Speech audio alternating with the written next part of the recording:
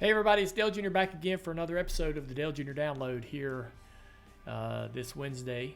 We have the Ally guest segment coming to you, and Mark Martin's going to be our guest today. I'm excited about this. You've asked for it for years, and we wanted to get him in the studio, but since we're not in the studio doing it remotely, we can then have our guests remotely, and we decided now is the time to bring Mark Martin on the Dale Jr. Download. So let's get started. The following is a production of Dirty Mo Media. All right, so as I mentioned, back in the Bojangles studio, and now through June 9th, make sure you get over to Bojangles to pick up your free sausage bowberry biscuit, but you have to order this biscuit on the bojangles.com website or on the app, and you have to use the promo code Dale Jr., D-A-L-E-J-R, to get your free new sausage bowberry biscuit. It's available at participating stores for a limited time. Get them before they're gone. Mark Martin's coming into the studio, or just going to zoom in, and I'm excited about that. As I told you, we're on vacation a little bit this summer and in and out of the house, and at a remote studio here at the beach. And so we can now think, hey, who have we not had on the show that can't get to us? And so we're having some pretty cool guests through the summer stretch, and Mark Martin was one of those guests that couldn't never come to where we are and be in the studio physically, because he's always sort of traveling around and enjoying his retired life, and we love seeing what he's up to and what he's doing on social media. As always, we want to thank Ally for bringing us the guest segment every single week.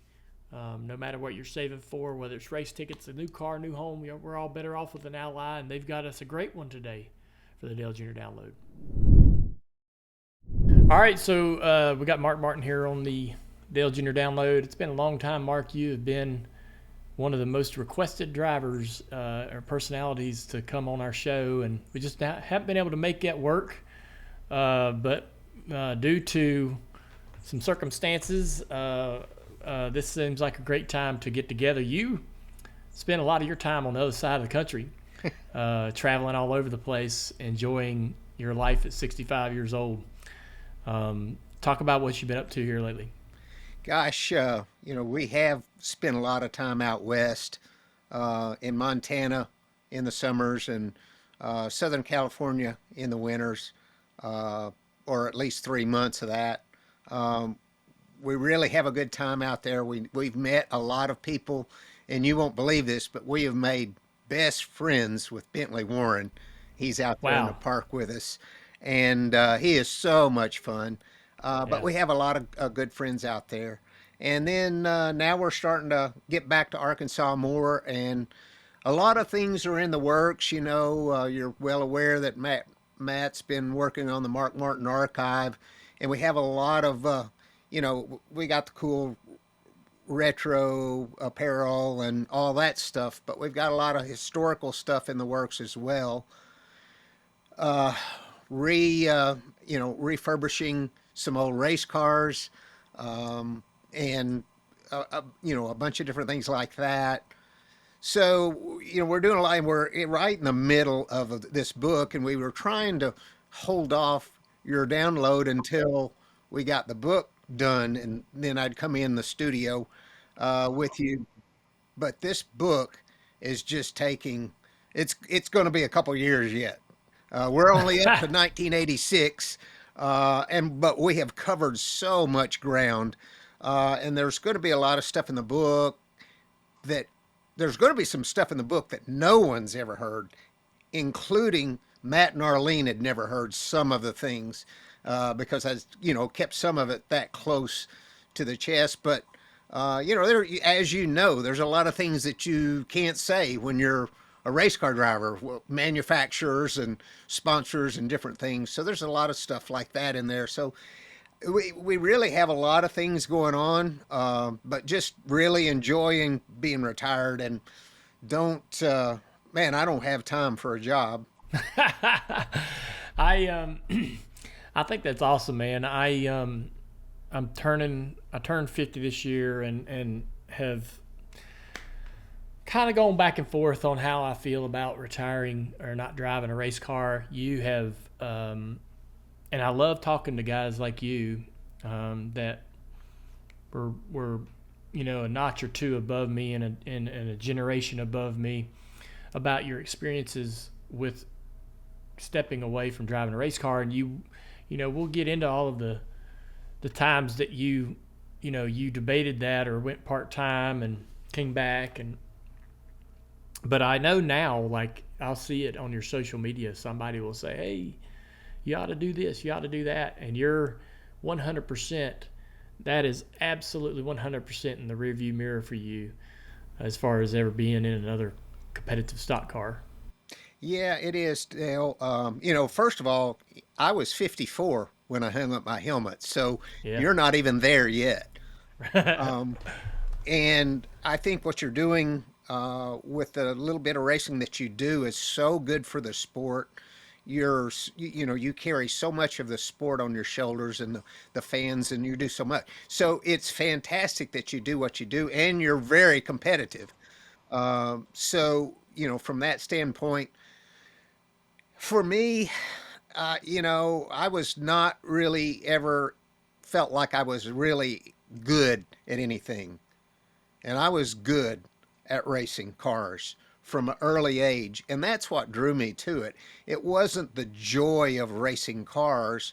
Unfortunately, I didn't let myself enjoy that joy. All it was about was being better than everybody else, winning races. And I started seeing the decline in my mental processing speeds, of course, eyesight. Yep. Um, a lot of those things probably in my mid 40s. I started to notice it. By the time I was 50, I was aware of it. And, after that 2009 season, when I got to be teammates with you and everyone at Hendrick Motorsports, and we had that amazing season. After that, I never was able to rise to that level, and I didn't like it. So, in other words, I never, experienced the joy of competing. Or if I did, I would probably still be doing it. But Yeah. I didn't. Mine was all about, you know, being good at something.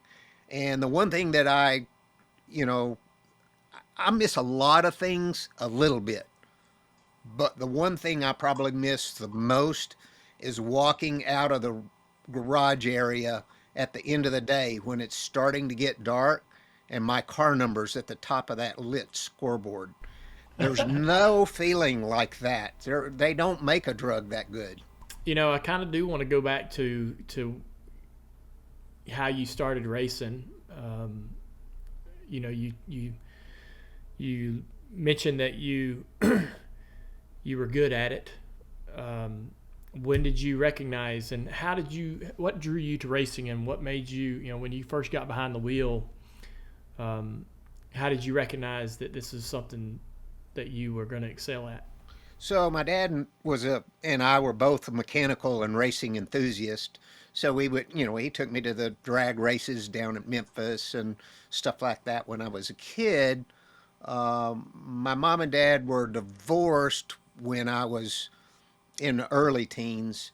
And so in 1973, the summer of 73, not only did he take me and my buddies to the Daytona 500, which was the first time I ever saw palm trees and everything else. What an exciting time that was. But so, I was in the grandstands for a few years going to Daytona, the Daytona 500. But the local dirt tracks, that was our night out. That was our time together. He would take me to the dirt tracks on Friday and Saturday night of the summer of 73, and he got interested in a a late model that had a big block in it. And so we would go out, and I think he bought interest in it. So he was part owner or kicked in. He knew the guy that owned it and liked him.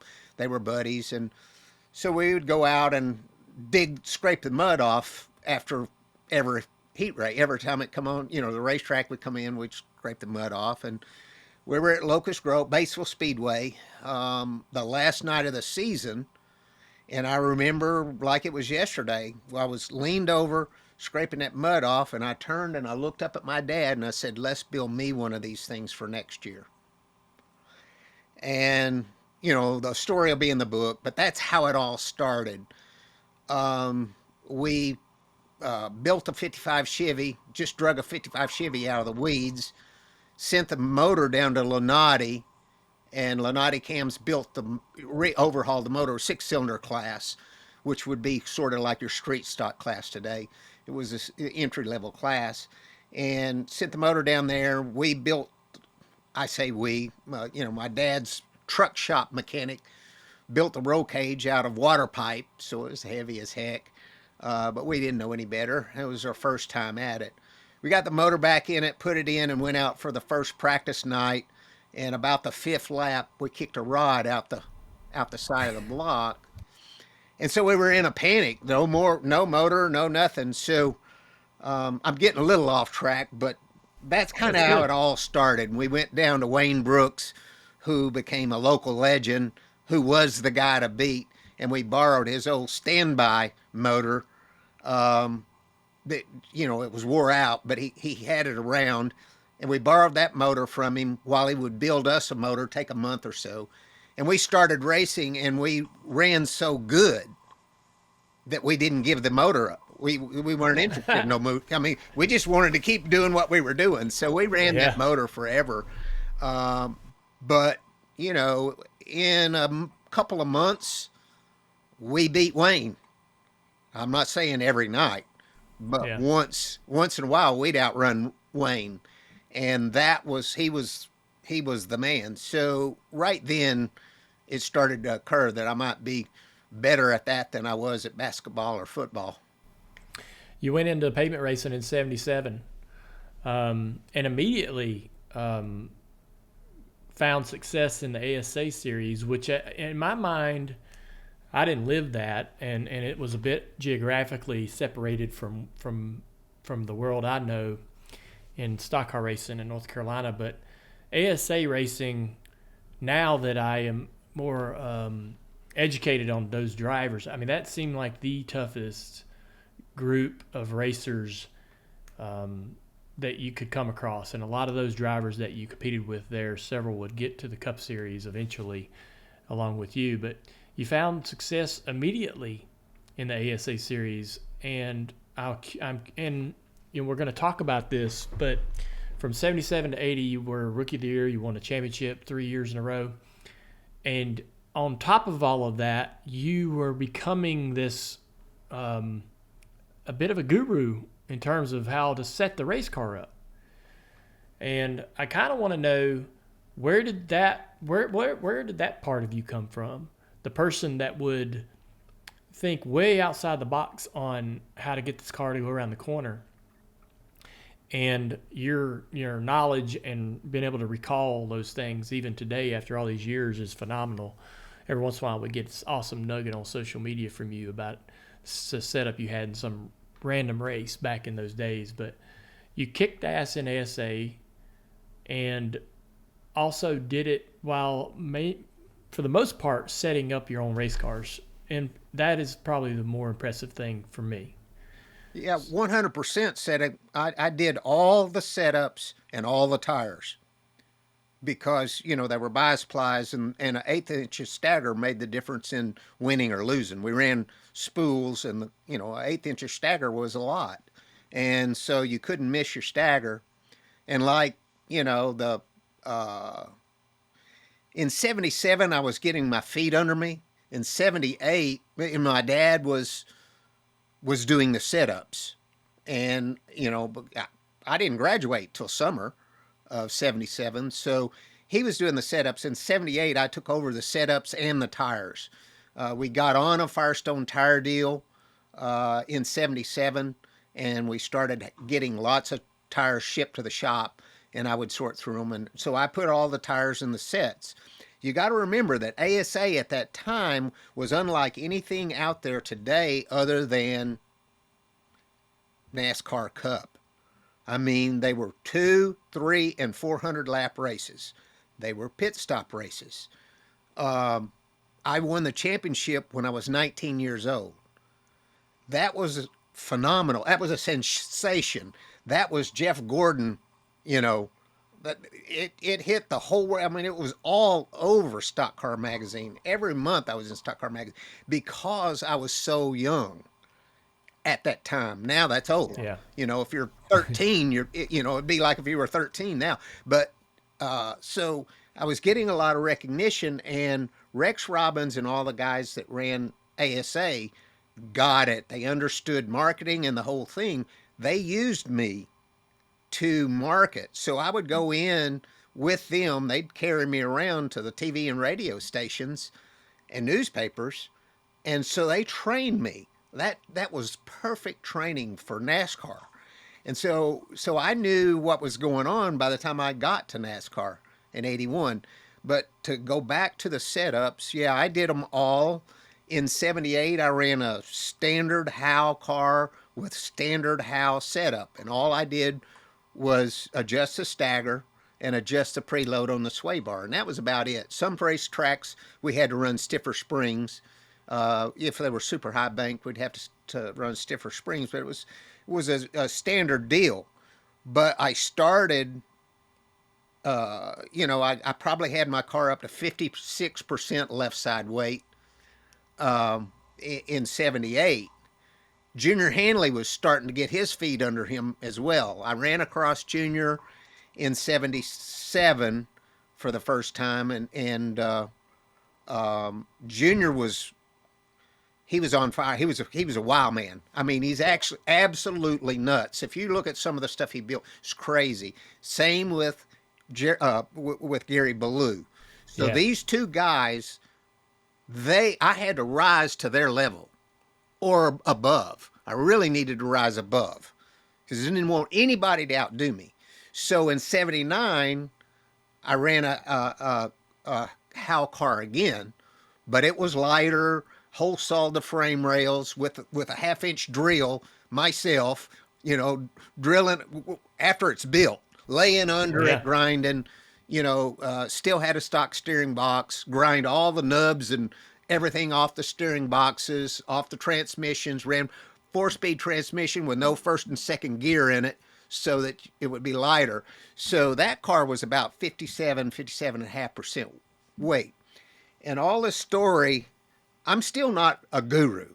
I'm winning races, but I haven't turned the world like upside down. But Junior in 79, he comes with this car that's 60% left. So I'm behind again. So Ray Dillon comes at me because I'd been in Dillon's shop for a year running a Howe car. And he wasn't really building any high-profile race cars. He built some locals, but mainly he's building trailers and farm equipment. And he came at me, let's build a Dillon Mark II chassis, because my number was 2. And so I said, well, this story's in the book, and we won't go into it, but it was a hell of a night when we made the deal to do it. And I wound up sick. Sick, but I said, well, we'll do it, but you have to get a jig, because he was rough. He built stuff on the floor. It was rough. I said, you have to get a jig, surface plate and jig. We have to build a jig, and we have to use geometry like I'm running now. But it's totally different because we're running a stock front stub, stock steering, and we're going to do coil-over shocks, and rack and pinion steering, and tubular frame, and straight rail with the cage, not going all the way over to the other side, the whole deal. And the cars weren't like that out there. So we built that car and debuted it for 1980. That car, my car, had 62% left side weight. Customer cars started coming real soon. As soon as we got out on the racetrack with that thing, we were fast. But we weren't good enough yet. We were super fast. So we sit on poles, run top three, maybe win one. But I was still running Firestones because it was important to get free tires. Everybody else had bailed to Goodyear. And so I needed free tires, dude. Yeah. I didn't have any money sponsor at all. I did it all off purse. So long story short, it was May when they had the Milwaukee race that I finally had to bail. I went out there and practiced, and I ran all of practice till it was over. I moved the lead, changed the springs. I had tore the car all to pieces. It never was good enough. So as soon as practice was over, I told the boys, put it up on 4 stands. I rolled 4 wheels over to Goodyear. I bought the tires on credit because my dad knew that this might be coming. And before I left Arkansas, he handed me 8 $100 bills. They were $100 a piece back then. Yeah. Well, Thursday night when I checked in the hotel, Friday morning, I woke up and I looked and the door was cracked open about that much.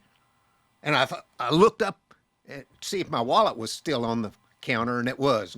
So I thought everything's fine. And I went to McDonald's to get my McMuffin and pulled out my wallet, and it was empty. Damn. Yeah, so somebody had come in the room, took my money, and so I was broke. I had zero, not even a penny. And so I bought the tires on credit, went back over and put it all back just like it left the shop. Everything exactly the way it left the shop. I'd never been out on Goodyear tires. I've been on Firestones, since 77. Put them 4 stickers on, rolled out there to qualify, and busted the track record. Yeah. So anyway, that was a cool story. But now, I'm really ahead of everybody. And of course, we win the race, and people start buying them. Butch Lindley, David Pearson, Darrell Waltrip, Dick Trickle, Rusty Wallace. All these guys had to buy a Dillon Mark II chassis. All our customer, Bob Strait, he bought one as well. He ran a full ASA circuit, and the customer cars would usually come out to about 59 or 60% left. And so I was always ahead of them. I gave them my setup. Exactly what I ran was a setup sheet. And a lot of them would pay me $100 cash, and bring the car to Dillon's, and I'd set it up for them the first time, because I wanted the money, and I wasn't worried about them outrunning me. I was ahead of them. I was 2 steps ahead of them already. And so, yeah, Trickle was a little, he'd beat me some with it, but, we ran good, and we was always ahead of everybody. So by that time, I was really getting my arms wrapped around this chassis stuff big time. And then I started experimenting, into 81. And then comes along that Cup car that I built, which is a whole nother story. But yeah, I want to go back and say Ray Dillon was a big part of me coming come of age. You have to realize when he made the deal for me to come up to his shop, I went up there just after I turned 20. I had just turned 20. Yeah. And I went up there. He gave me the keys to his shop, and that was it. I could go over, my shop was just a garage next, but I had the keys to the shop. I'd go in there at 11 or 12 o'clock at night, and I could use the lathe or, the mill. I'd go in his parts room. I'd get bolts, parts, whatever I needed. And for the longest time, I didn't even have to write them down. Finally, he came to me and says, look, you put this paper here. You write down what you take. He says, if I make the part, you get it free. If I buy the part, you get it for what I pay for it. And so I was 20 years old, man. He's helped me so much. And he forced me, to move into that coilover, rack and pinion, all that stuff. I would have probably done that with Dennis Frings. If I went to Frings and asked him for a free house car, because, he was rack and pinion. He was chrome moly. and TIG welded and all that stuff. And Dillon, we just used mild steel and a wire welder and stuff. It was not nearly as pretty, but it was damn sure functional. And so Dennis turned me down, which was, in retrospect, was probably a pretty big mistake, because it wasn't that much of an investment. All I wanted was a free car to use. When I finished, I give it back. So when I Yeah. finished with it, if I won all these races, you could sell it for brand new money. Yeah. I just didn't have the money to buy the cars. So Yeah. those were my deals I was making in 1980. In 78, 79, Howe gave me a free chassis. But then in 80, Dillon gave me two cars. And then in 81, Dillon gave me two cars and a Bush car. And I got Bud Reeder to pay for building the Cup car. So I was doing all that stuff. Had a couple of full timers. David Lovendahl, Banjo Grimm were with me. I paid them both $100 a week cash, and they lived in the house with me there by the shop. Banjo came and worked at DEI for a period of time early on when Dad was getting his stuff going over there. So I remember Banjo, great dude. Talk about one of the setups that I'm most fascinated by, or one of the things that you learned that this idea is what this idea has been very impactful on me, and even now when I race my late model stock car, the idea of trying to set up a car that didn't have a right rear spring in it, didn't need a right rear spring in it, is a theory. You're basically saying, you're going to strip away all of the general opinions and ideas around setting up a race car, and going to do something completely out of the box that the large majority of people in motorsport, even at that time, wouldn't even consider putting any effort or time into. And so it drives me today when we go to the racetrack to tell my guys, like, don't sit here and try to keep improving on the tried and true. Always be ready and willing to do something totally unconsidered and unthought of. But how did you get toward setting the car up that it had so much diagonal percentage in it that it would set on the left rear spring and didn't even need the right rear in it? How did that work? So it's a little bit of a story, but I'll tell you, because you could make it up like I just dreamed this up laying in bed one night. The standard cross back then, cross weight, was 58%. That was pretty standard. That was an Ed Howe setup. That's a lot. That's a lot. And Yeah. a lot of the Southern guys didn't believe in that. They wanted their left front to be heavy. Why did you want to run that much wedge? How did you get the car to turn? Oh, well, first of all, we bought a Howe chassis for 1977. We went up there when we made the deal to order the chassis, and we got in the car. I got up in one of his chassis and said, we need to move the pedals back here. We need to do this. We need to do that on the chassis. And they were like, who's going to drive this car? And my dad said, him. And they thought that was a joke. So anyway, long story short, their standard setup at that time was 1150, 600 left front, 1150 right front, and a pair of 350 rears, 1-inch bar with a I think two or three rounds of preload in it. That was standard. 2 inches of rear stagger with a spool. That was just standard. And so I'm sure Bimco Trickle's car probably didn't have any cross in it because the roll center was below the rear end housing. But it was hard to beat an Ed Howe car. I mean, it took Trickle, and Larry Degens and Joe Shear and a few guys with Bimco or Frings cars to get a win here and there against Howe cars. So it was the car to have, and they were 58% cross. It was a lot of stagger. 2 inches was a lot of stagger, but it just did turn. If you just did that, that's all I did in 1977 is exactly what he said to do. And I hauled. I mean, I went to New Smyrna. I ain't never been on a half-mile asphalt track. You know, I went to New Smyrna, and I had Hoosier tires the first night, and they were, I didn't even know tire compounds. So the third night, I got in a wreck in the heat race, so I was out until the fourth night. The first 3 nights, Jody was a Firestone tire guy. He blew up motor all 3 nights and went home. So when we unloaded the fourth night, we missed, all the other nights. Firestone came over and said, "Hey, you like to try a set of tires?" Heck yeah. So rolled over 4 scuffs, said 98 on them, car 98, Jody's number. Bolted them on, and I rolled out there, dude, and qualified third at the World Series of asphalt racing. I didn't even know what I was doing, dude. Nothing. We didn't know anything.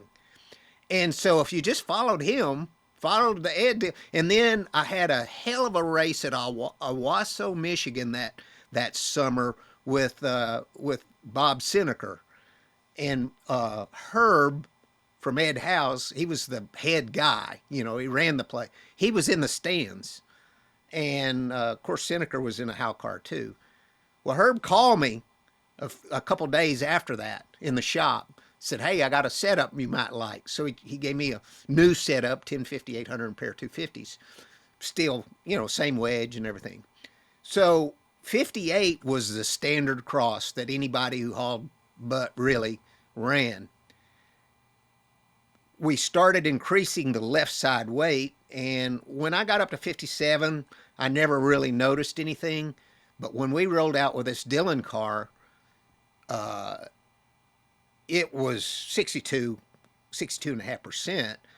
And everywhere I went, I broke the track record, no matter what tires I was on. And I knew that I'd break it next time too, because it was too loose. And I could win races with it, but it was too loose. And I battled too loose all the time. And when I would get home from the racetrack, we had the tire strap around the right rear on the trailer and around the left front. When I'd go under to unstrap the right rear, I would notice that the spring would be this far away from the adjuster nut. The perch, yeah. It'd be that high. And I'm thinking, that ain't right, because it's like all wedge until it gets on that spring, and then it starts losing some wedge. I don't understand that. I didn't put that much wedge in it when I might have put a couple rounds, but I don't understand. So wash the car, go racing again, and after about 3 times me going under there and seeing that, I figured it out. I burned fuel off. When I burned fuel off, it had so much bite that it would lift away from the spring. Still don't register. I go to Winchester to test. I ain't really got this figured out yet. I'm running a 200 left rear and 150-pound right rear on all the flat tracks. I ain't got it figured out. So I go to Winchester. I want to test because I hadn't been there with a coilover car yet. And I go with an 800 in the right front, 700 left front, a 500 left rear, and a 200 right rear. And, 2 inches of stagger. Dude, this thing's loose. Loose. I come in, I put some wedge in it, go back out, still loose, close the stagger up to a half inch in the rear, still loose. And I get down on my hands and knees and look under it, and dang if that spring ain't that far away from the damn jack bolt. Or the screw, the screw on the chock. Yeah. So I said, "Jack it up, take that spring out." So we jacked it up, took the spring out, and I got in it, and I went out, and I went, a little faster. Well, I think everything's okay. Whoom, in there, and I'm like, "Dude, you're an idiot. You got to put a 700 in the left rear. You had 700 pounds of rear spring. You took 200 out. You've got to put 200 in over here." Yeah. So I did that, and I went out, and same thing. I don't know, and man, wow. And I was down to I just took it out of there and made no other changes. And I was down to 3/8 or a quarter of rear stagger with a spool.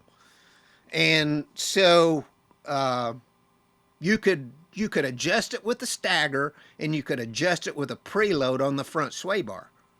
Other than that, you couldn't change. I didn't know how much wedge I had. Took it home and only had, put it on the scales, it only had 59% cross because it had so much left side weight, and because the spring, if think about this, that shock and spring on the left rear is inside that wheel. It's in this far. Yeah. And it's on a straight axle. So it's mashing down on the right rear a little bit, maybe 25%. Okay. Plus the unsprung weight of the rear axles. So it's got like 1,025 or something on the left rear and 380 on the right rear. Left front's, I don't know, 7.25 or 700, and right front 680, something like that. Some rough numbers like that.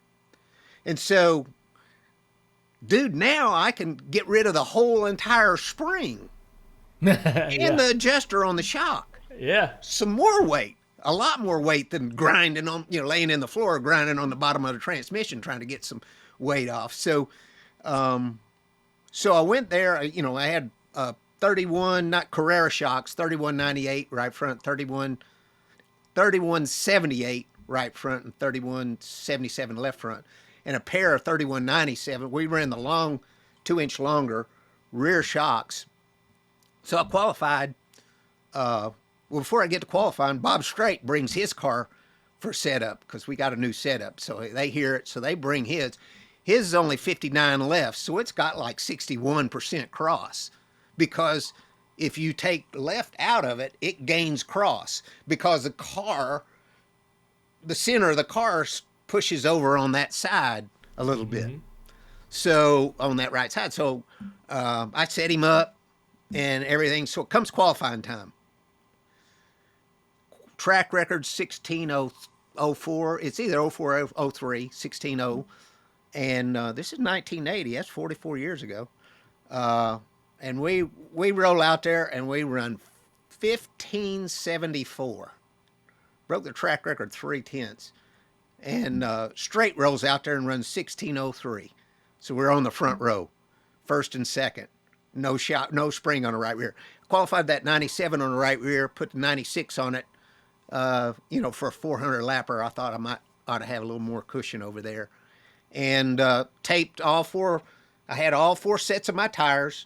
And I wrote them out and taped them on the dash, set 1, 2, 3, and 4 air pressures and tire sizes. So during the race, if I need to change a stagger, I radio in and say, take the left rear out of set 3 and put it in set 2. And,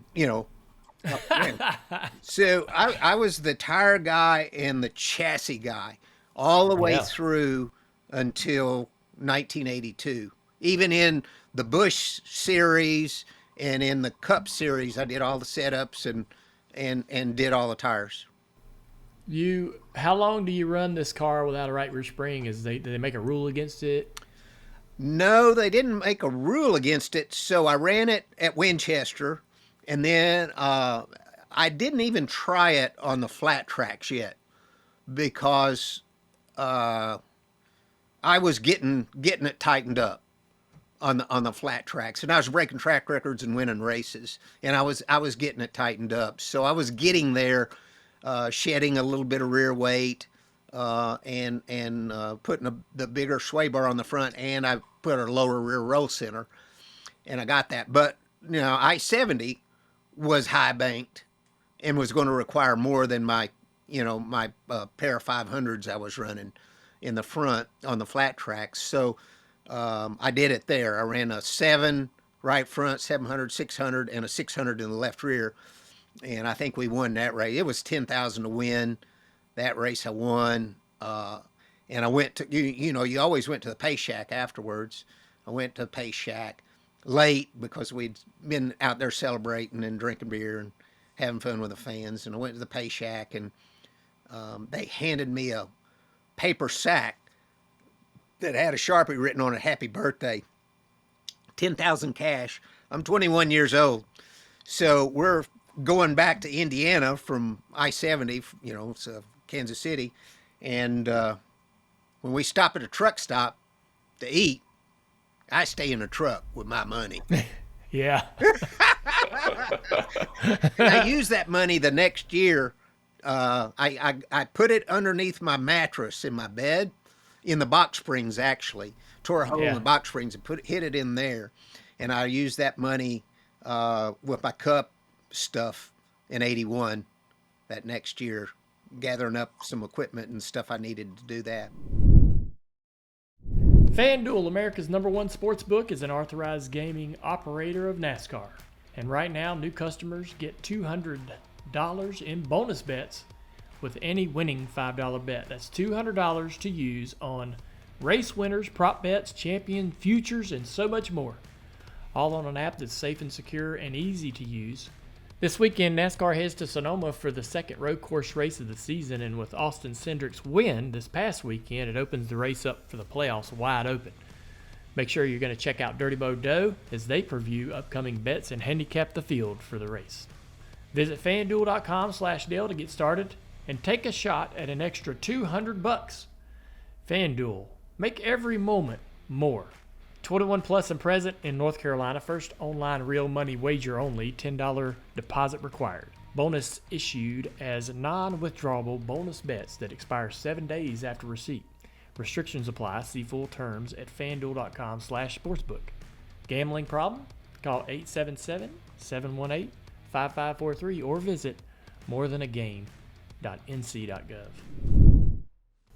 You talked about Gary Ballou, mentioned him. I've had Gary on the show, and he's quite a character. The one thing that I love the story about you guys all coming to run at New Smyrna, and Gary showed up with all the aero on that car, and you guys had to run out into town and buy aluminum and steel and so forth to build your nose and your tail to be able to kind of catch up to what he was doing. Yeah. right there in the infield. Talk about that and how because I look at Gary and he's similar in a way, like he with his race cars, nothing was off limits. Yeah. He was gonna, if he could dream it up and he could make it go out there and function, he was going to do it. I don't think he ever read a rule book in his life, but pretty phenomenal character and he did what it took to get the job done. So talk about that. Well, he was responsible for a lot of those rules that were in the rule book. Yeah. Yeah, Gary, it's hard for me to describe, how I feel about Gary, but he's one of my true heroes. He helped me. He and Junior Hanley made me raise my game way more than Trickle ever did. Trickle beats you out of just grit and driving. Those guys beat you with their cars. And that's what I intended to do. When I raced against Wayne Brooks, I beat him with my car. When I raced against Larry Phillips, I beat him with my car. If I raced against Trickle or Seneca, I had to beat him with my car. I wasn't going to outdrive him, just a kid. So those guys, Gary was, he's fascinating. I can't tell you how much I love Gary Ballou. His book was so freaking good. Yeah. Just absolutely the Gary that I know. And I cherished my time at the race. Now we raced. We weren't best buddies. No, yeah. But he was always up front with me. Like that arrow, that was 1980. And the first night, I saw what we were up against, but I didn't have time to do the front and the back. So I went and got conduit, kicked my quarter panels up 6 inches and the deck lid up 6 inches, and built the spoilers and all the rudders and everything in. Well, I didn't run that good that night because the front wasn't done, but I didn't have time. So then the next day, I went and got the stuff and we built the front to keep up. Where did you go? Oh, gosh, I don't know. Home Depot? Yeah, right. No. Bob's Space Racers. Jack Cook drove for him. And it was Bob's Space Racers. So I could go there if I needed to weld or whatever. I could use their shop. And so Jack Cook raced the 96 car back then. And so, yeah, so I went to get stuff there and made all that stuff. And then he walks by one night when I'm in qualifying line and he reaches over to the center of my windshield and he pushes it in and out and then just turns and keeps walking. He's telling me, you got to brake. You can't have that, you know. And so I already had been aero. My cars in 79 looked better than everybody else's, but they just weren't crazy. You know, and in 78, the same thing. And even in 77, a little of the same thing. I wanted it to look like, in 77, I wanted my car to look like an IROC car. Remember, it had a chin spoiler on it at that time? So I got a fiberglass chin spoiler that IROC runs. Everybody else was just open underneath the front bumper, you know. And so I always was into that, but this was taking it to a whole nother level. Now, when I got out there and got behind Gary, the car actually buffeted and drafted what you would experience at Daytona. Wow. You know, there was so much going on. When I got behind him, my car would hump like that, and it would actually freaking pull up. It was crazy. So I learned right then to go over the top, you know, and so Baloo was absolutely incredible. The other one, and I don't know if you could ever do it or not, but I think Junior Hanley would be an absolute score, very similar to Gary as far as fascination goes. Not Gary would be a better entertainer, you know, but Junior Hanley went from, in 77 his car looked like mine, only rougher.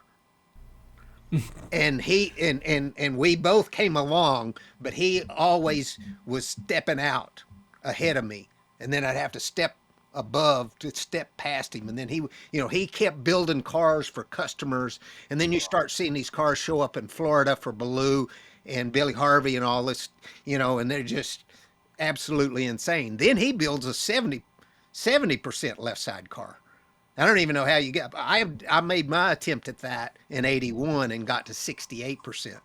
And I took it to New Smyrna and I ran it with no right rear spring. But I didn't run that good in 81, but I was trying to do the Busch race too. And so, you know, I didn't get overly into it, but I never felt like my 68% car ran better or even as good as my 62% car. And I'm not really sure. Well, maybe there's a spot where you stop getting returns. Yeah. In 19, you talked about getting in the Cup Series in 81. So you had this, you had this sort of brief run in the Cup Series where you brought your own car and made a few attempts. You had some poles and did some pretty cool stuff. Finishing third at Richmond in one race. And you turned down an opportunity to drive for Rainier in the 28 car. Early on, they came to you and said, "Hey man, we see something," and you turned it down. Yeah, and there's a lot of things that could have happened that I didn't. I was so full of myself. In the third Cup race, the first one I entered, I qualified fifth. Burned up a gear because they started it under caution, and I was freaked out. I was afraid it was wet, and I was afraid we were going to wreck. You know, I'd never been around NASCAR racing, and my pit crew had never been to a NASCAR race, for crying out loud. They were ASA guys, and so I burned up the gear. And after the race, I'm at the pay shack because you got to have your money before you head back to Indiana. Jake Elder comes over. He's looking. And he looks over in that car and he looks back at me and says, "You ain't got no tack?" I said, "No, you don't need one. I didn't run tacks and nothing.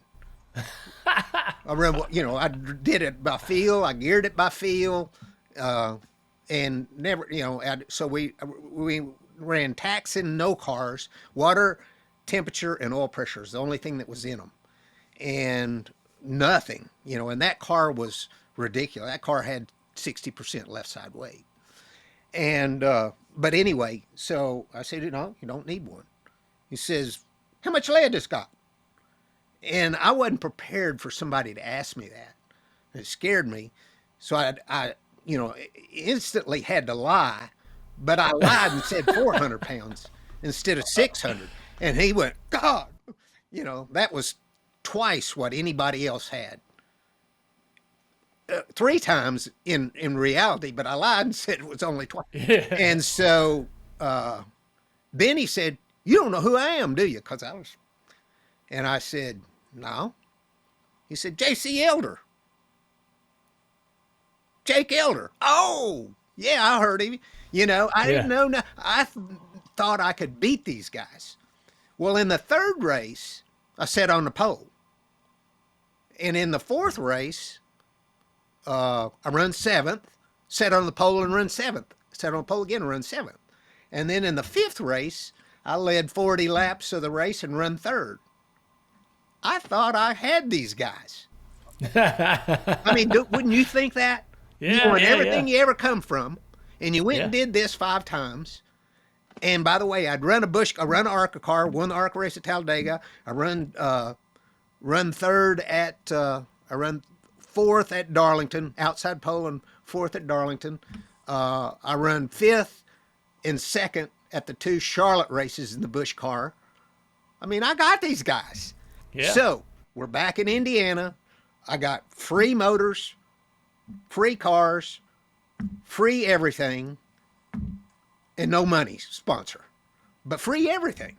So I got guys that work their guts out, 16 hours a day, 7 days a week.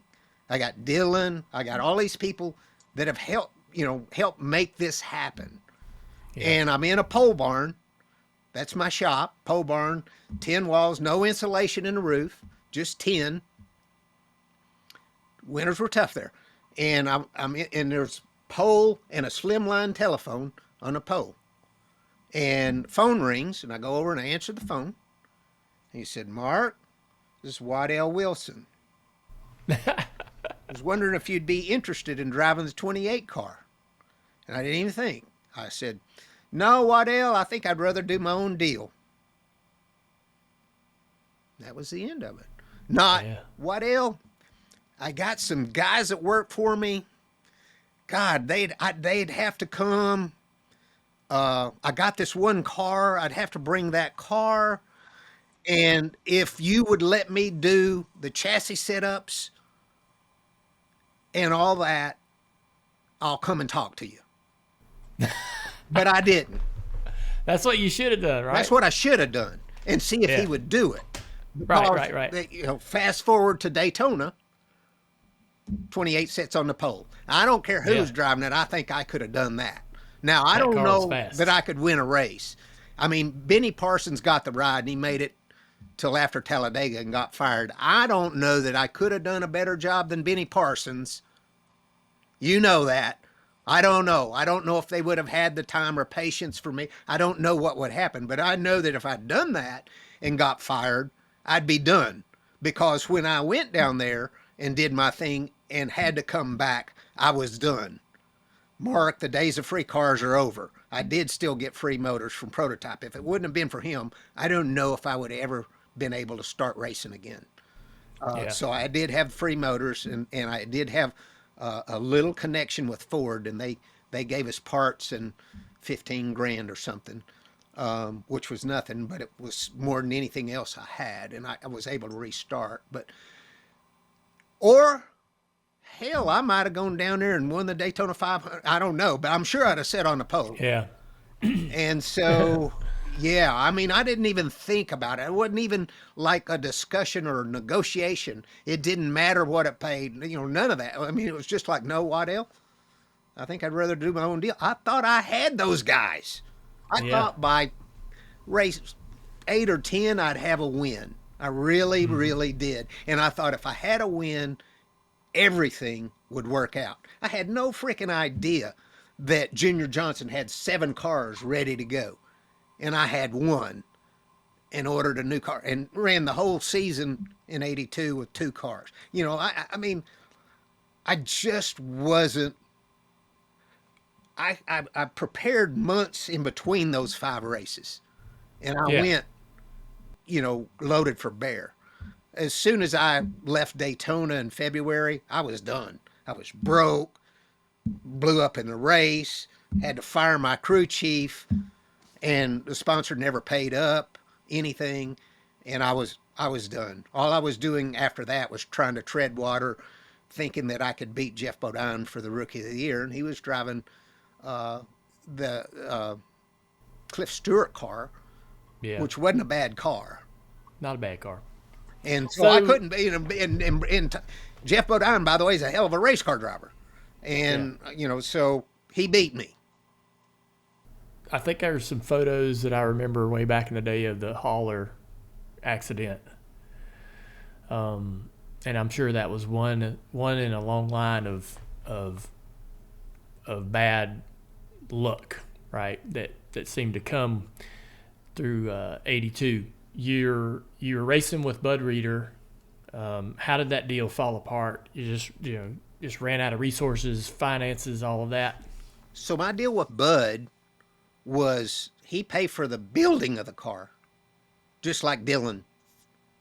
He would, and then I took the car and I ran it. I bought the tires, I put the motors in it, I did all the work, did everything. I just didn't have the money to fork over for a car, or all the parts and pieces and labor that went into Sure. a car. So Bud was the car owner, but it wasn't a traditional car owner. So as I went broke, he still owned that car, but it didn't help me any, as going forward. And so the hits just kept coming. We had, I think, 5 employees. Prototype was still doing the engines, but every once in a while, Ron would call me and says, "Mark, I need some money." I never got a bill, but I need some money. Dude, I called somebody out. Well, I don't even remember what their name was now, but he was involved in a lot of racing. I hit him up for 15 grand. Sure enough, he gave me 15 grand. I sent it to Ron. I did that, And so then at the end of the year, he hits me up to pay him back. I never thought I was going to have to pay it back. He hit me to pay it back, which we didn't have a deal, either way. But I didn't expect that. Wrecked the hauler on the way to Daytona for the 4th of July race. We probably ran better early in the season than we did late, except for, we ran good at Riverside. Top 5, I think, at Riverside, because I ran good at Riverside every time I went out there. And we ran good. Of course, I run good at Dover, but I think we run 5th at Dover. But for the most part, we were racing back there with Jimmy Means and Roger Hamby and all those guys. And we were just broke. And Larry McReynolds had come on board, and Larry was very young, and but he was awesome. But neither one of us had anywhere near enough to be able to compete against Bud Moore and Junior Johnson and guys like that. We just didn't have it. We didn't have cars. We didn't have people. We didn't have it. And so at the end of the year, I owed, Hutchinson Pagan was great. Goodyear was great. They gave me a lot of credit. At the end of the year, I probably owed Goodyear 50 grand, or Hutch 50 grand, and Goodyear. So we had an auction, because I made up my mind right then and there that I ain't never going to own my stuff again, including selling my toolbox. And we had an auction and sold everything, and everything that I'd accumulated my entire career. And I paid off my debts and had a little bit of money left over, put a down payment on a house in Charlotte. And I thought, I thought I'd get a ride. But then nobody called. Where, that year in 82, Tim Richmond had driven the 2-car. Yep. J.D. Stacy had owned it. But Dale Inman was the crew chief, and they were doing their own motors. And Tim Richmond was a hell of a driver. He won 2 races in that car. So when I got the call, Humpy Wheeler put it together. He called me and said, hey, JD's going to call you. And he did. So I'm sure he told JD, hire me. So JD went from 5 or 7 cars. I didn't see all this coming. I didn't have any options anyway. He called, you want to drive a car, come up and see me.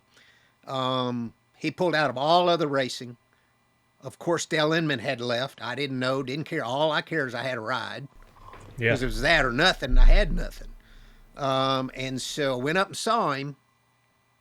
And there again, my upbringing of being a man of your word and being a good man and being very confident in myself at the time, he said, okay. I said, oh, what do you want? I said, 40%. That's it. Okay.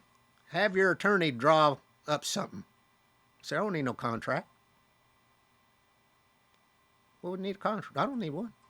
I ain't got a lawyer, And so, oh, cool. Fine. So, man, I can go into depth about that. We ran third at Darlington. Probably might have had a shot to win. Booby made a bad pit call. At Atlanta, I knew we were running out of tires. I think my dad was there. I think he bought a set of tires or 2 late in the race. They put a set of used tires on. I fell back once. I said, don't put no more used tires on this car. Because I was top 5, racing with K.O. Yarborough and them, Richard Petty and them. I mean, the guys, your dad. Dude. Well, we come in. I should have said, I'll buy the tires. But I didn't. Didn't occur to me. I come in for the last stop. They put a set of scuffs, used tires on it. And I finished 7th. So then we went to Martinsville. And I tangled with your dad. Not bad. I got 6 inches inside of his rear bumper going into turn 1. And I was going in there. I had to go. And of course he wasn't having none of that and cut down. And so it wrecked us. Not that bad.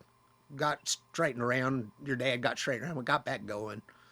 But then the motor, we broke a valve or something and the motor gave out. And I was the car was on Winter Circle, so I was supposed to do Winter Circle at Talladega the next week. I was pretty good friends with Bobby Allison because he loved me because he short track raced with me, on the side against me and around me and thought a lot of me. And so I was going to fly home with Bobby after the race, and I did in his plane. And I went down, he sent me downstairs, middle of the night, downstairs into the basement. I don't know how many beds there were down there. I couldn't see nothing. But Davey was probably in there. Clifford probably in there. I don't know. He got up the next morning before daylight, I think, and go out to the shop with Bobby, and I get a call and get fired. Damn. I got fired. I had nothing. Nothing. And nobody, I'd give anything to drive Roger Hamby's car. I liked them guys. I knew it was a budget deal, but it ran real good for a budget deal. Yeah. I would have loved to have driven, a car like Roger Hamby's, or Ray Mock. I was even embarrassed to ask Ray Mock. They bounced around from driver to driver. I didn't even ask, but that could have been something incredible if I'd have got there, because they probably would have let me work on the car, do my chassis stuff, and continue to learn. See, I disconnected in 82 through all that. I became disconnected. I wanted to be a hired driver like your dad or like Tim Richmond was, that did their deal, had their fun, did their promotion, showed up and drive the car. That's what all those people wanted. They didn't want a driver to tell them nothing. Drivers didn't know nothing, and they didn't see that was the whole problem all along. That's why Trickle never went NASCAR racing in the 70s, because they wouldn't let him help, and they put him in cars that made him look bad. And they all warned me, don't go NASCAR racing. They'll ruin your career. They'll put you in junk stuff and won't let you help them. And that was the truth. That's another Wow. reason why I turned Waddell down, because I thought I'll have to drive their cars. They won't be as good a cars as what I can build, which was wrong, you know. But anyway, that whole thing. So I lost connection for a couple years there because of that, and I had to, restart over again. You made a couple starts with DK Ulrich, Zavratkas, and you drove Morgan McClure's car a time or two. You have this house in Charlotte. What is the process of you making the decision to go back to ASA? Nobody talked to me. Nobody in the garage, talked to me about maybe driving their car. And Morgan McClure they were just in the beginnings. Right. GC Spencer was a crew chief. I couldn't Yeah. stand him, and he couldn't stand me because I wanted to tell him, and he didn't want to hear nothing. Yeah. Okay, so it's a big problem, the classic problem at that time. They had two cars. They had a Daytona Talladega car they got from AJ Foyt, which was nice, Yeah. but it was a four race car. And then they had this old Oldsmobile that was absolutely junk. I'm talking about Yeah. sheer junk, not Yeah. near what Roger Hamby was putting on the racetrack. Wow. Yeah. So at the end of the year, I never called them back, and they never called me back. Yeah. They didn't think much of me, and I didn't think much of them, which Larry said on your show, I think, that he thought more of me than that, but GC didn't, and I didn't have no interest in driving for that crowd. Had no idea that they could turn into what they did. Sure. Yeah. It took a while. Yeah, so maybe I should have stayed, but at that point it was obvious that there was zero NASCAR opportunity. All the Busch teams were pretty much almost driver owner or driver ran. Yeah. You weren't going to get Sam Ard's ride with the Ham brothers, Right. Thomas brothers, because all those guys. There was zero opportunity. I had to go back where I came from and start from scratch. The first thing I did is go see Dillon. He says, "Mark, the days of free cars are over." Yeah. Did you sell your Carolina house? Not initially. So I got married in October, and I moved. I owned a house, so I moved Arlene and the four girls down there. But I knew that was probably going to be temporary, and I had dipped my toe in with the rival brothers out of Beaver Dam, Wisconsin, who had a Frings car, Dennis Frings car, and they had a program, and it was decent. It wasn't winning races, but was competitive. And I ran it a few times in 83, and they said that they would hire me to come do the deal. I said I have to have one employee. So Doug Hahn, he's my age, so he's 23, worked at Der Wagon House in Charlotte, worked on my Porsche that I drove. And he was just a mechanic. And that's all I needed was a mechanic. I knew how to hang the bodies and set the cars up and do all that. I needed a mechanic. So I asked him, hit him up. Sure enough, I hired him $100 a week, I think it was. And here we go to Wisconsin. And we rebodied that Frings car with a bad to the bone 5-star body. And since Dillon wouldn't give me a car, I talked my dad into paying for a Junior Hanley car, because I damn sure wasn't going to buy a Dillon car. There's hard Gosh. feelings there. That was Oh the yeah. Dillon Mark II chassis. It only existed because I was a huge part of it. He was a Right. huge part of it, and I give him credit all due. But dude, how you going to do that? So we bought a Hanley car for ASA. So we had the Art Go wedge body in the ASA car. And I started, I'd been out of it. I didn't run as good as I needed to, but I won I actually won quite several races with that Frings car. Uh, it was really good. And we won one ASA race the first year. Yeah. Do you this is stepping backwards a little bit. I remember gosh, you'll know the year, but you came to Dad's lake house to the basement. Yeah. I remember this has got to be 81 or 82, and I just recently moved into Dad's house. In his basement, he had a pool table and a big couch and a TV with a VCR, or it might have been a Beta VCR. Yep. We had an Atari system down there. But I just remember this was so fun because you came to Dad's house and you brought a bunch of tapes of your races. And we sat in the basement of Dad's house watching your ASA races from 79 and 80.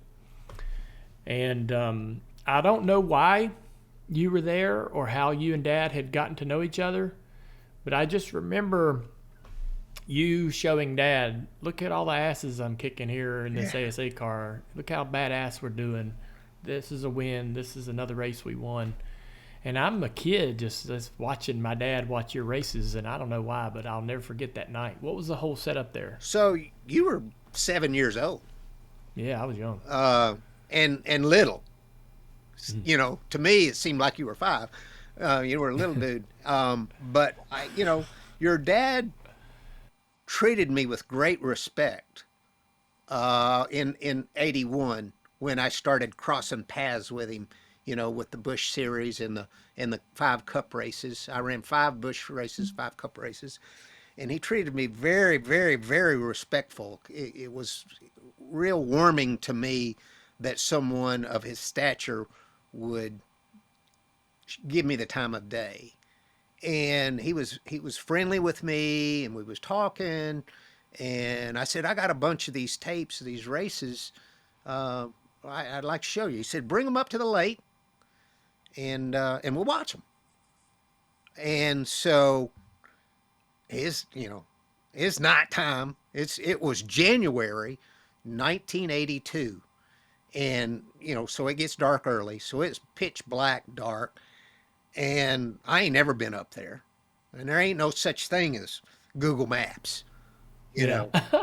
And it was a freaking out in nowhere, or it seemed like it to me. Yeah, back then it was. I was living at the Lake Apartments at the time in Charlotte.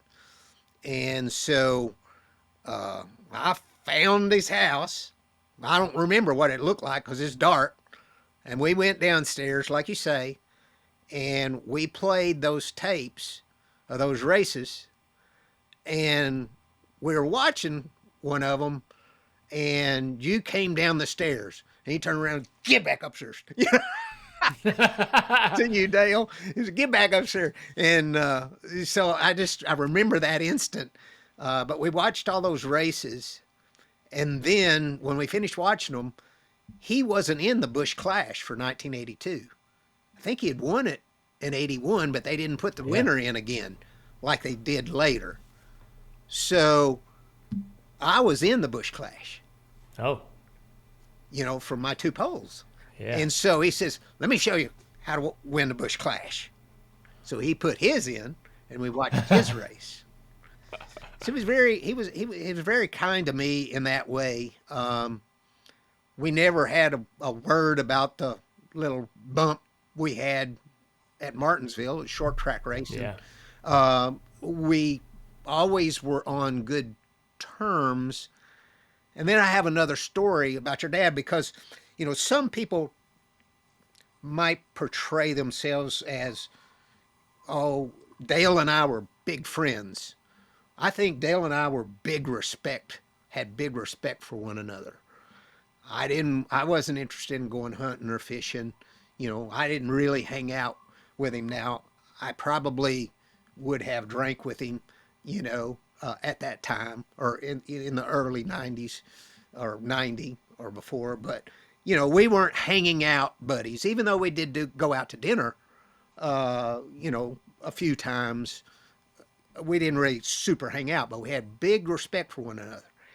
In July of 1990, I'm leading the points, and we're at the Pepsi 400, and I'm leading the points, and your dad's second in the points. And we run it's afternoon race or day race. Maybe starts at 11 about that time or something like that. It wasn't night race yet. And we run the 400 miles, both of us. And then after that, the IROC race was at Lake Burke, Lakefront, whatever it is, in Cleveland, in conjunction with the IndyCar race. And so Hilton and going to use NASCAR's plane and fly Dale and myself and Terry Labonte and I think it was Rusty. Yeah, Rusty, up there and do that IROC race. So we go up there, we practice the cars, we run the race. It's a long day. We finally get done running the race. I don't know why we were there so late. Maybe we stayed and watched the IndyCar race. I don't know. But I remember we landed back in Charlotte. Well, when we left Cleveland, I realized I had a problem because I didn't live in Charlotte. I lived in Greensboro. Yeah. And so we landed about midnight in Charlotte. And I mean, dude, I don't know what I'm going to do. They said, I'll drive you home. Like, I mean, if the roles would have been reversed, I don't think I would have done that. Not at midnight. Because it's, Yeah. 2 hours to Greensboro? And then 2 more hours back home? But he said, oh, I drive you home. And so he drove me home at 2 o'clock in the morning. He dropped me off at my house, and he drove back home.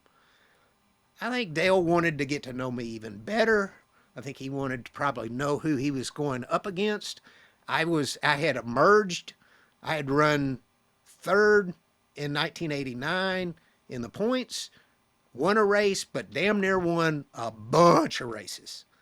And I think Dale wanted to know this fella even deeper because he might have to contend with me going forward.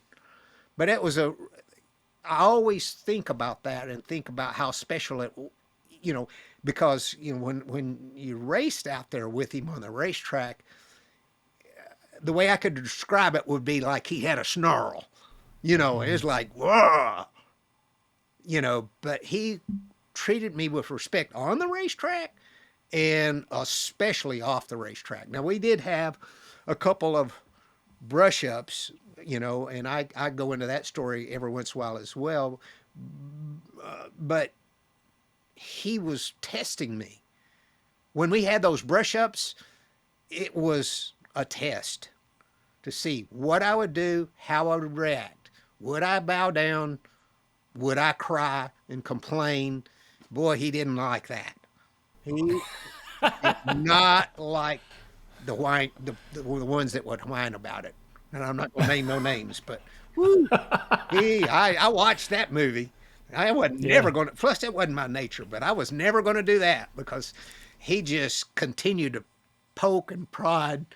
But he started poking me once in, I believe it was 93. He just out of the blue, he'd start waiting for me in practice on the 1.5 miles, Really? 2 miles. He'd wait for me. Yeah. He'd wait for me. And then he'd get on my outside and hang there. Well, the cars were starting to do that real bad. Yeah. Real bad by then. They were starting. And, he'd do it, and I'd just slam on brakes, get a half a lap, because I didn't want none of that. Because, we weren't to see who had the biggest gonads at that point didn't mean nothing. It was nothing. Well, he did that about 4 times, and then we'd go out for practice at Michigan. There he goes, up to the top, back, then on my outside. And I don't know how I did it. I flew hot. It just made me so, I wanted to be left alone. I'm trying to get my car just like I want it. I can't concentrate on that one. I got, all this stuff going on. And so I flew hot, and somehow or another I flipped it on him just like that. I was on his outside. I don't know. I don't remember how I did it. I got just like that. Before he knew it, I was on his outside. He lost it, wiped us out. Yeah.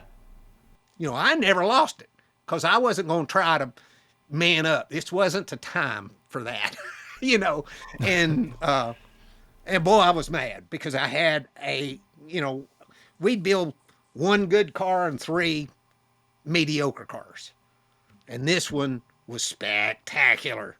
And I was going to kill him with that thing. Yeah. And I'll wipe her out. And I was pissed, and he was running for championship, and I was so far in points I wasn't. I was like, he's got a lot more to lose than I do. Do that as much as he wants, Yeah. But did y'all ever talk about it? We never spoke about it. So that wasn't the end of the story. The next week we go to Loudon, for crying out loud. And he sees me, pulls on the outside, gets on my outside. The next week, I just, bam, doored him up into the marbles, kept going. I can't say this for sure because I didn't hear it said, but a very, very, I really believe the person that told, reliable source, said he stepped out of the car and said, I think Mark's had enough. See, he was That's just hilarious. doing that. You know? And I wasn't going to say nothing, and then back to Golden again, I mean, and if you look at it, people like to say that one race at Sonoma that he, bump and run me, he didn't even get to my bumper. I slipped in oil, and that's when he got by me. I can't recall him ever bump and running me. Now, when he did belt me in the back bumper a few times. Yeah. But he never turned me, moved me in our whole time that we raced, ever. And I've watched him race a lot of people, and I've seen him race a lot of people a lot rougher than he ever did me. So for that, I'm really humbled and proud because I believe that he had a lot of respect for me in that, in that way. Yeah, I think you're right. I love hearing you talk about my dad because I know the character that you have as a person, and I know that you appreciate Dad, and I think that he felt the same way about you. You're a real race fan when you get the Diecast car of your favorite driver. A Diecast is like the official jersey of our sport. It's the ultimate racing collectible that symbolizes a special trackside memory or a milestone moment of the sport you love. And now, thanks to Lionel Racing, the official diecast of NASCAR, it's easier than ever to build your diecast collections. Fans can find Lionel Racing diecast at official merchandise trailers at the racetrack, at race team shops, in person, and online, and a host of official online retailers.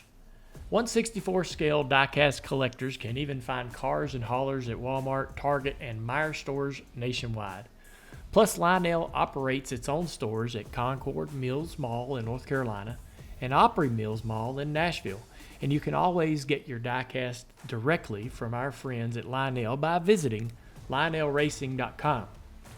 Lionel Racing is easy to find on social too. Check them out on Facebook, X, Instagram, and TikTok to see the latest diecast releases.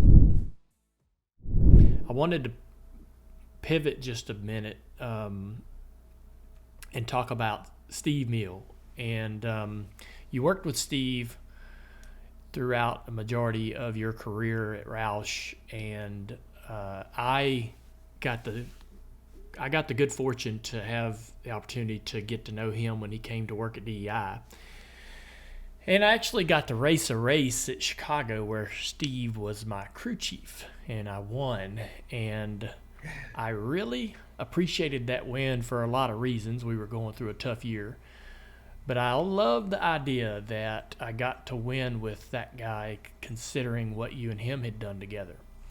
And I just wanted to hear your take on Steve, and what he meant to your career. So, not only do I love the fact, that Steve is a brilliant thinker, but I also really did.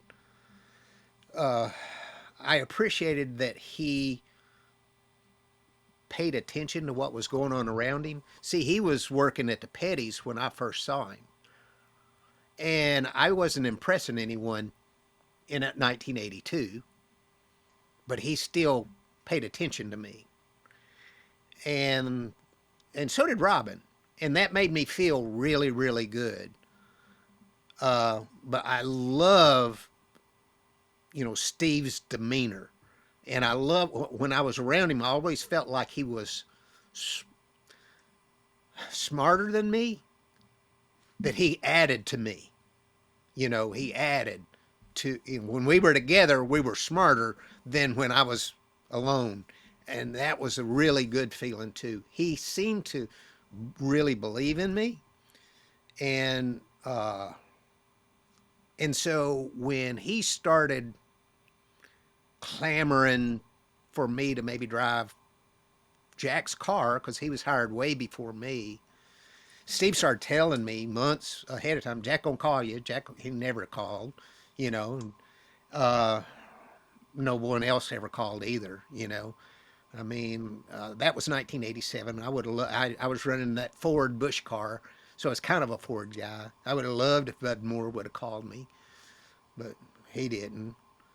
I don't know. I was ashamed to go ask Bud Moore to drive his car or anybody else, because I had shamed myself.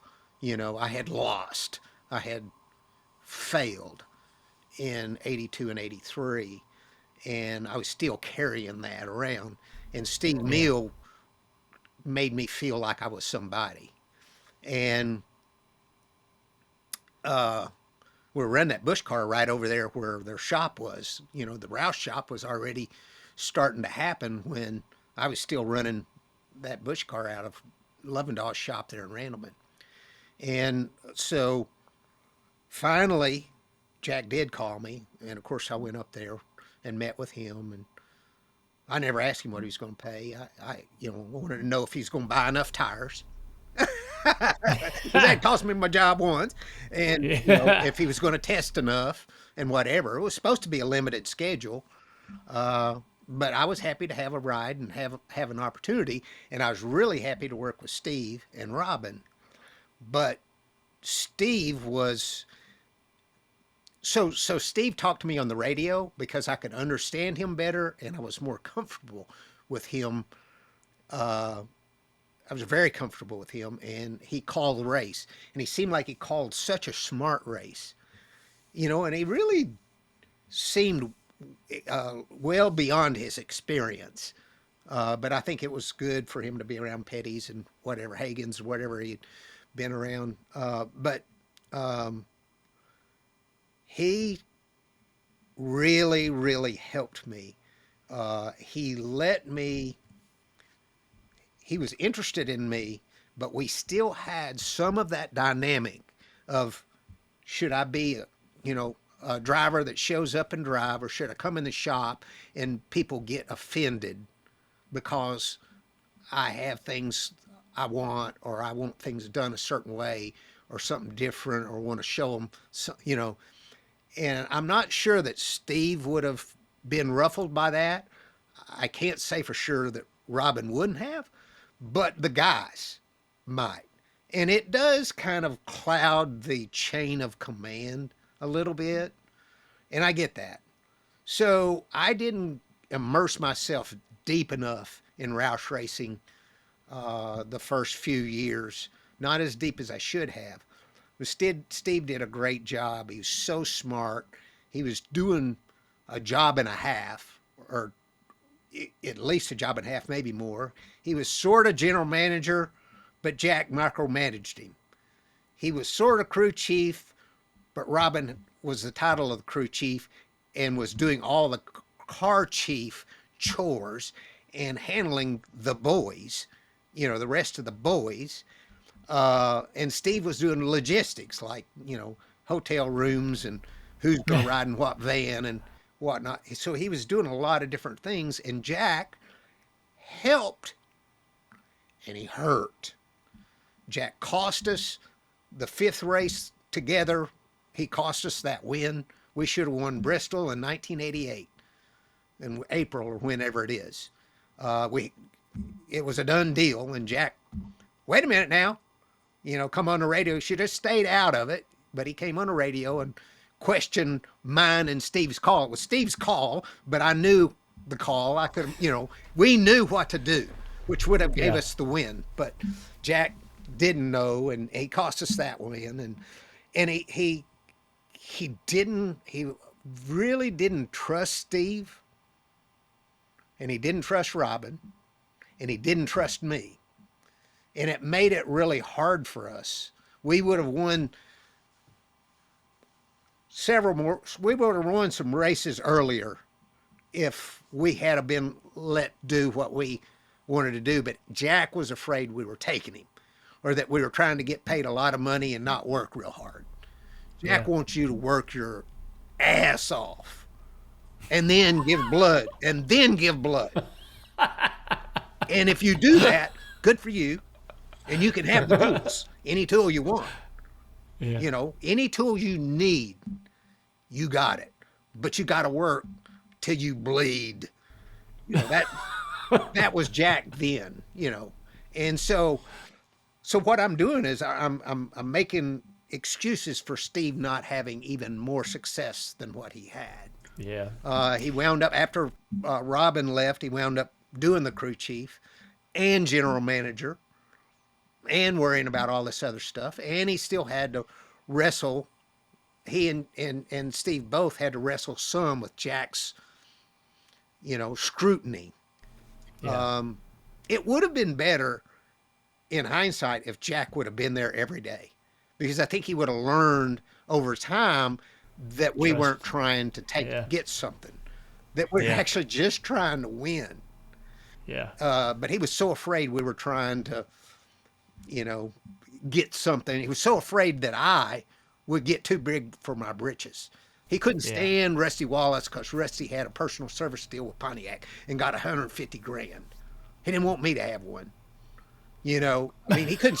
He didn't want me to get too big for my britches. Rusty gets paid too much money. I didn't have no deal with Ford. No money deal. Or maybe per appearance or something. Then when the McDonald's All-Star thing comes along, it was an incredible honor for me to be chosen to be one of those. Yeah. They wanted the money. Jeff Smith and Jack. Jeff Smith was the mouthpiece, but they wanted, or at least wanted 60% of the money. At least. That'll keep us from getting a sponsor. And I was like, it's a freaking honor. I don't make no. Man, I know I've told you this, but in 1989, I won 6 poles, 1 race, run third in the points, and run second about 5 times. And my entire paycheck for the year was $225,000. Brett Bodine was getting $250,000 salary plus 50%. That's just an example. I was like, they kept me down. Yeah. Now, so it got better. It got better. Yeah. But I always heard that. I think that there's, without even asking this question, I could be sure that you really enjoyed Jack and all the opportunity that he gave you. But I have always had the impression that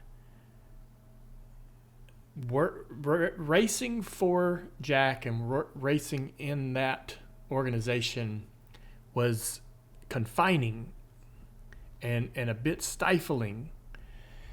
And you did get to go outside of that and see what is going on in other buildings, right? And you had success in those areas as well. So I mean, you know, I guess that's got to be a tough thing for you, right? To balance some of the things that were frustrating with Jack, but also knowing that, hey, you know, none of this ever happens without having that opportunity with him. Well, first of all, make no mistake, I love Jack Roush with all my freaking heart. I almost start crying saying that. It's how much I love him. But, you know, it was trying, especially early on. You know, by the early 2000s, I got paid good, you know, but I'd been there a long time. And I stayed with Jack Roush 19 years because nobody else would give me a call. Nobody. So after I started having success, you know, I got the call twice for the 28 car. I would have liked to have gone, but there's two things. I'm still a man of my word. They always paid me early on, they paid me low, and then they got a little bit better, but they always did 5-year contracts. And my first contract at the end of the second year, they tore it up and gave me a new contract for more money. No negotiation. They just sent me a new contract and it was more money. It was 5 years. And then, so that was when Folgers came in. So they gave me more money because they got more money from, you know, Folgers than we're getting from Charles Light. And then 2 years later, they tear it up and give me a new contract for more money. I'm happy. I'm win race now and then, you know, I get frustrated as heck now and then, but I love Steve, you know, and I can win some races. And this dude gave me a chance when nobody would. And so when the 28 thing pops up, I got 3 years on my contract, you know. What am I going to do? Leave like a lot of those other guys did? That's bull, man.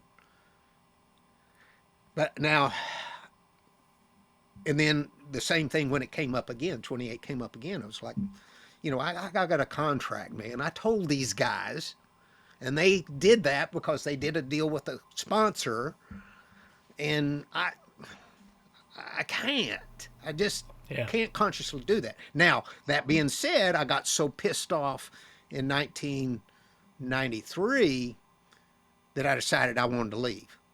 And I hired a shark of a lawyer and sicked it on him.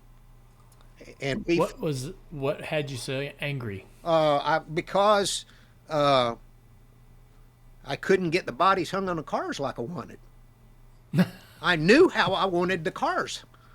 I won every damn time I ran out in the 60 car because I got to choose everything on the 60 car.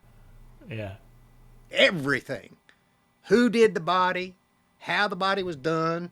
Roush didn't do the body. We had to source it out, but still. I got the, you know, chassis that I wanted, I got the body, and I couldn't get what I wanted, and I'd had it. I was tired of it. I was racing against cars. I could see cars, Fords, you know, and I couldn't take it anymore. And so we wrestled them to the floor, and over a series of a bunch of months, finally, they came and said, okay, if that's what you want to do. Now, you know, the only thing I had on the radar screen was Junior Johnson. It's 93, you know, there again, you got to be scared about jumping ship. You know, it didn't last long after that. No. And so, you know, so when they finally gave me the relief because I'd always been at least 3 years left on my contract. When I finally saw relief, it was up to me. And Steve comes right to me. Steve Meal is so good. He says, Mark, if you'll stay, I'll get you some more money. I didn't even ask for no more money, you know. And I said, okay, you want me to stay? I'll stay. And they gave me 50 grand or something, you know. Threw me a bone. I didn't need it, you know. I wanted to stay. I wanted to have the choice because I'd never had the choice. And I had the choice to leave, and I didn't have, you know, an option. The 28 wasn't open right then, and I didn't have anything, you know, that looked like would be a better situation than what I had. I love Steve Meal. And by the way, Jack had started really coming around. That gained he gained respect for me through that, for standing up for myself, and we became closer and closer as the years went on. And then by 2000, I mean, I'm gonna tell you the truth. When Matt Kenseth won that championship, I could tell that Jack was somewhat embarrassed that I hadn't. I could tell that it bothered him that it wasn't me first. Yeah. I mean, that's how much I believe Jack Roush loved me by then. And it only continued to grow from there, you know. And so, I mean, yeah, it just took it was a long time in the works to get there. And you know, we won some races because of Jack. Well, we won a lot of races because of Jack. You know, we got such horrible fuel mileage for so long, and then finally he went to work on fuel mileage, and we actually won a race on fuel mileage. Kyle Petty had us beat like a drum at Dover, and Kyle had to stop for fuel, and we didn't. He didn't tell me or us anything about how to road race. He asked all the right questions because he was smart enough by then to not try to tell us something. We were at Sears, Sonoma, and down in that last 111 or whatever is that last, you know, horseshoe down there. He says, "You getting beat down there?" I said, I can't help it. He said, "What'll happen if you brake harder?" "I'll wreck." "Why?" "I don't know. I just know I won't make it." So I'll go out the next time and I find out, you know, what it is. You know, it's too much rear brake, but I didn't know it. You know, so he was real good about at the road courses asking the right questions of me and making me think. And he made a better road racer out of me in that way. Whereas if he'd have told me what to do, I'm not sure it would have been taken quite as well. So he had really gotten smart. He just didn't know much about oval track racing when he started, and he was a you know, absentee owner, but he was a gearhead and a mechanic guy. So it was a difficult transition for him because he couldn't be there through the nuts and bolts of it. Like, it would have helped if he could have been, I think. Yeah. So you mentioned the Winn-Dixie Car. I wanted to kind of get to where we're wrapping up our interview with some conversations about me and you racing together. You've always been great at tutoring, mentoring, being available and approachable for drivers, young drivers, when you were racing. And especially, we had a lot of opportunity to do that when you ran in the Xfinity Series and the Winn-Dixie Car. And you were dominant. Anytime that car came to the racetrack, everybody was that was the car to beat, no question. And as I got into the Xfinity Series in 98, 99, there was two emotions that you had when we'd go to a racetrack and you unloaded. You got sad because you knew you were going to have a hard time keeping up with that car. But you also got excited because you knew if you had a car capable of competing with you, you were going to learn a ton. And I learned a lot racing with you in the Xfinity Series. And I want to share a couple things that always that impacted me. So we go to Charlotte Motor Speedway. It's 9 o'clock in the morning. Early practice. The Cup cars hadn't been on the racetrack yet. Everybody that pulls out on the racetrack, is gonna about lap 3 or 4. We're gonna kind of start to get to pushing it. You don't want to bust your ass. You're a rookie. You don't want to go out there and wreck your first lap on the track and be an idiot. And I remember being, we pull out on the racetrack and we come off of turn 2 down the back straightaway, and I kind of keep up with you 3 and 4 enough to still be able to see you. And we head down the front straightaway and we go into turn 1, and a driver's reaction on the entry to the first turn of any lap at any racetrack is to probably shallow it up just a little bit before you go in there and load that right rear and see how much you have. And again, trying not to bust your ass and get yourself in trouble with your team or your dad or anybody. And you drove way out, big arc, all throttle down into the bottom of turn 1. And I thought, man, I don't know if I'll ever have that much confidence. And, I was just amazed at you trusted that car enough to drive it off into turn 1, full commitment, full arc, in the dust, in that morning at 9 o'clock. And there were just moments like that where I was always reminded, I guess, by how incredible you were, but also how lucky I was to be sharing the racetrack with you. We didn't get to race against a lot of the Cup guys regularly, and so like when a Terry Labonte or somebody might do a one-off, you'd just sit on pit road looking at their car going, Terry Labonte's in that car. It's crazy. And we got to race with you a lot, and it was such a blessing and a treasure. And there were a couple times where I got to run door to door with you, and I don't know what kind of race car driver I would have turned into or become had I not gotten to be able to do that. I gained a ton of confidence in myself that I could get into the Cup Series and compete because I could race with you in the Xfinity Series and do well at times. So just want to talk about that a little bit and maybe share some cool stories about some of the younger guys you got to race with that eventually got into the Cup Series, and how much your experience in that Winn-Dixie car meant to you. It was a big part of your career. Well, to answer that last little bit first, because it's pretty important,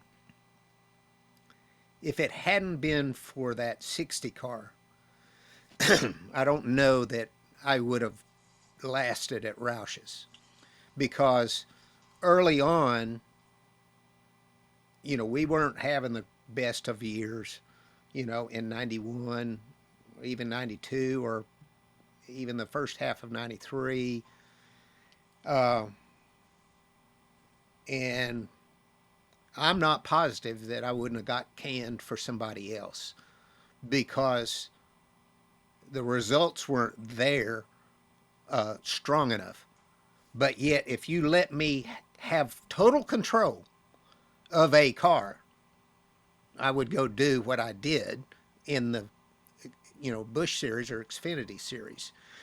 And so after a while, I heard Steve Mills say, dude, we got to let him do whatever he says. And so for a long time, our call on Tuesday with Steve and I, we would make notes for the last race, for the race we just ran. He'd make those notes. We'd discuss it, make those notes. Then he'd pull the notes out from the last time we were at the track we're going to. And tell what the setup was and what my comments were, because I'd always say, next time try the Panhard bar up an inch. Next time try a little bit more bar. I would usually have a suggestion for the next time. And so we would discuss those things, and then I'd tell Steve what I wanted to put in the car. Springs, shocks, weights. And so in those early 90s, after a while, I was able to do that. And we were able to run some better. And I got to have more say in the bodies. Like it made the whole shop really mad at me in 93.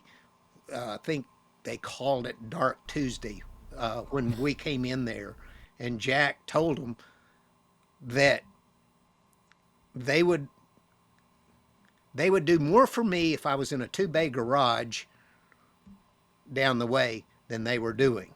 And that's hard to hear, but it ain't a lie, because some of those guys that worked there came by DL's shop and worked at night and helped us because we just had 2 cars.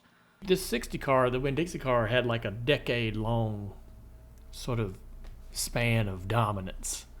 It was unlike a lot of things I've seen in at least in the Xfinity Series.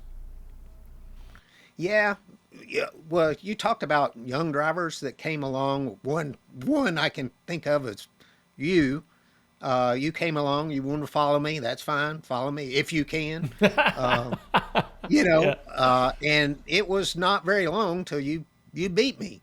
And no, I didn't like it, but I didn't regret showing you how it was done. Yeah. I didn't regret that at all. I needed to make my car better, because you're going to be a formidable, challenger. So that's how I looked at it. That's also how I looked at it in ASA. I set those guys' cars up just like mine. They didn't have as much left side weight because of mine were lighter because I worked harder at it. But, you're the one that comes to mind. I don't know anyone else that really came through the Xfinity. Oh, Tony Stewart. So Tony did that. He comes along and we go to Rockingham. I mean, I got a boatload of wins at Rockingham and Darlington both, and quite a few at Charlotte as well. But, the place where tires give up. Yeah. Not only do you have to manage your tires with how you drive the car and a little bit with your setup, but you also you have to be smart with how you apply it, when you go, when you don't go. Tony, I'm wide open, buddy. He's in that 20 car, boom, blows my doors off. About 25 laps later, he's going to the back. And caution comes out. We put 4 tires on. I come out in the lead. Restart, boom, And so, and he still talks about it today, that, of course I won the race because it wasn't a 3-lap sprint, but, Tony was cool because he talked a lot about that. I didn't really run with Denny Hamlin. I think Hamlin came straight to Cup. Denny and I had a brush up early on in Cup. He ran too good to be that new. Yeah. You know what I'm saying? You know what I'm saying. Oh, yeah. I ran too good. And, he's hanging on my right rear at 1.5 miles somewhere. And after 2 or 3 laps, I rubbed him off. That's ridiculous. It was a quarter of the way through the race. Don't hang on my right rear. That's what you do after the last pit stop. Yeah. You do it then, but you don't. I mean, because those races back then, you managed them. I raced for points, and the points only paid where you finished. So if somebody wanted to go early, go the heck on. Mike Eddy in ASA in the late 70s, he would go woo by me and out of sight. Then he'd start coming back into sight. Front wheels would be like that. Then knock the toe out. He didn't get a chance to hit me. When I saw him coming, I whipped out of the way. I didn't give him a chance. He didn't have an opportunity. Yeah. But he'd hit somebody and he'd be coming back, And that's not how you make a living. That's not how you win a championship. That's not how you pay the bill. That's not how you do none of it. It's where you fit. So I would spend my whole race preparing to be fierce after the last pit stop. And I would race as hard as anybody after that. Yeah. But, I got a lot of criticism for not putting on a great show early. Well, my background forced me to be like that, and racing with guys like Trickle and all that. I raced with Pat Shower, and he lost his young life in ASA. It was horrible. I got to race with a lot of great guys. I raced with Rick Knotts that lost his life at Daytona because he was chasing his dream. He raced a late model in Michigan, and I raced against him and chasing his dream, and went down there and lost his life. And there's a number of Larry Degens, which he probably would have never gone NASCAR racing either, because all those guys up there knew, Trickle, Degens, Refner, all those guys knew that it would be poison to try to go NASCAR racing and drive somebody's car and not be able to help them make it better. Yeah. And that's the culture of the 70s. Yeah. Back then. Well, man, I'd love to keep going. We got so much on my little sheet here, my notes, that we didn't get into, and I'd love to get you to come back on so we could talk about, there's a lot of things about post-Roush years with DEI, and you won a race for Junior Motorsports, which was a very proud moment for me as well, and racing with you as a teammate at Hendrick. We could definitely do another podcast if you'd be interested in coming back and joining us one day. It's so much fun, Junior. I'd be glad to. Yeah. And definitely want to come on and discuss the book when we get it done. But when you got the book ready, come back and see us. Yeah, I think it's probably 2 years out. It'd be great if it was a year out, but we're only up to 1980. Yeah. I don't know, 87 or something. We've covered a lot of ground so far and got a lot to go. I got to ask you, your motor coaches, if you've got one hobby in your life, it seems like you take a ton of pride in taking care of your bus. You spend a ton of time traveling around the world, around the country, enjoying that. And it's always something I enjoy seeing when you're on social media showing us what you're up to. But is the bus the full-time hobby? What else is Mark Martin doing to have fun these days? I like to go by the shop just about every day and at least walk by it. And I like to take it out once in a while and get it dirty, so I have to clean it up and have some work or maintenance to do. But there's this word, ruminate, and I need to ruminate. And ruminating on how to make a car go faster was what did it for me for 40 years. And I don't have that anymore. And I don't really have, if there was a late model shop around here, I might go hang out at the late model shop every day or something, but I don't have that. This motor coach is something mechanical that I can put my hands on and make it better or fix it. I change my own oil. It's ridiculous, but I do it because what am I going to do? Sit on the phone, on the couch and look at my phone? I like cleaning our vehicles and stuff like that because when I finish, I can step back and it pleases me that, it looks better. So that's about what I do. I travel around, see the country, and when I stay home for long periods of time, I just go in the shop and piddle on something. Yeah. Well, man, I'd love to see it. Keep sharing with us what you're up to on your social media. I know Matt's doing a good job also putting a lot of great information out there. Matt Martin has been working on the Mark Martin Archives, where you can follow on social media and learn all kinds of great things about not only Mark's history, but everything you guys got going on with the book. And I see your shirt. I know you're a big supporter of the ASA Series and it coming back. And we're seeing you still come out to the racetracks and take in a cup race every now and then and supporting everything NASCAR has going on. So just want to say thank you. You've been such a great friend to me. You talk about how Dad was really respectful early on. You've always been just incredible to me. I want to thank you for that. I appreciate you being a mentor early in my career and also a great teammate. when I got to work with you at Rick's. And even today, still every once in a while, get to chat with you or text with you. And I always appreciate those moments. So thank you for giving us some time today, Mark. And we wish you well, buddy. Thank you, man. It's been fun being on, and I can't wait to do the next one. All right. We'll see you soon. Okay, bud. That was a great conversation with Mark. I'm sitting here looking at my notes. This is a tough thing for me. And as we're closing in on, I'm looking at the time. It's, we've been talking for an hour and 15, or hour and 45 minutes. And I'm looking at the time and I'm thinking, yep, we've got to wrap this up or start thinking about wrapping this up. But I also look at my sheet and I know that we haven't even gotten to half of the things that I would love to talk to Mark Martin about. And so I start thinking about our listeners and how much disappointment there might be for things maybe they're waiting for as the interview's going. And I see these comments in our social media from time to time.